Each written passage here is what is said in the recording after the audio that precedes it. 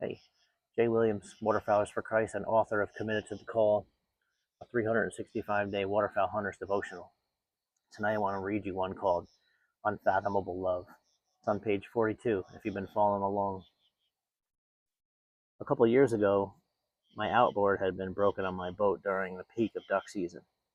Buffleheads, goldeneye, canvasbacks, and bluebills were just a few of the possible 24 different kinds of duck that were migrating in at the time. There was no way that I wasn't going to get on those birds, and my buddy and I decided on a plan. We had a spot on the river that we could walk to and throw decoys while wearing our chest waders.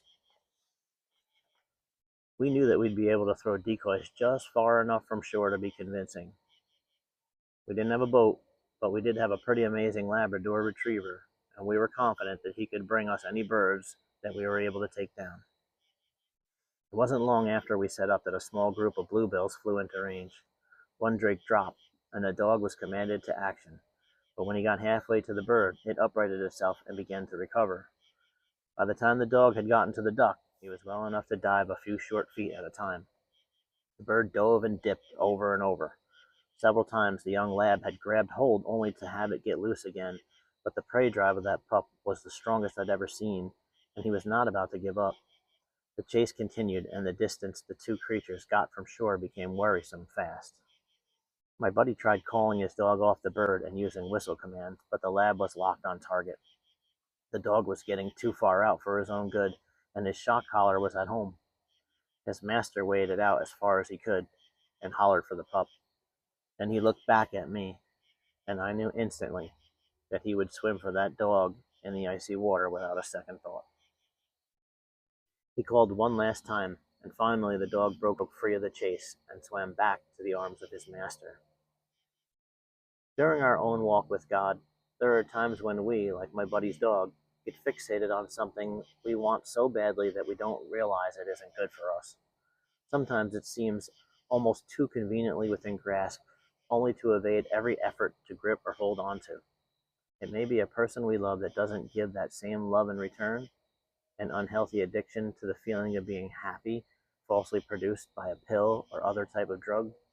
Maybe it's working excessive hours, never making enough money at the cost of irreplaceable time with family members at home. It can be any number of desires that the flesh craves and the spirit condemns. The very thing we think will bring happiness, that thing we crave with almost reckless abandon, may ultimately result in a bitter or less than desirable and lonely end. Fortunately, like the pup, we are not alone.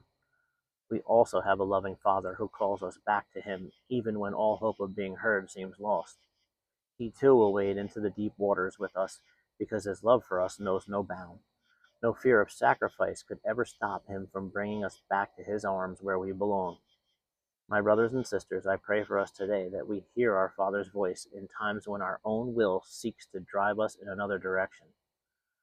I pray that we are made able to break free from the hold of all unhealthy desires that call like sirens, attempting to lure us deep into the treacherous waters, away from His word and the shores of His love. And the verse for this devotion comes from Matthew chapter 18, verse 11. For the Son of Man has come to save the lost.